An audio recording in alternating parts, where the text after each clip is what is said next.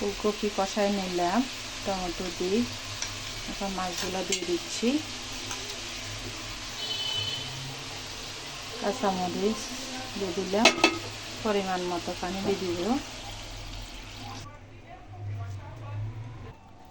নতুন আলু রান্না করব শুটকি দিয়ে, তার জন্য পেঁয়াজ রসুন কাটি নিলাম, টমেটো শুটকি দিয়ে নিলাম, মাছের মাথা, ধনিয়া পাতা।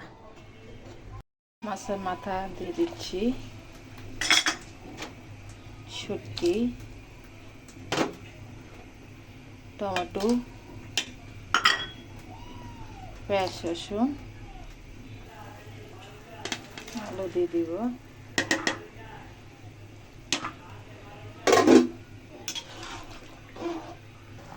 আমার রান্না শেষ।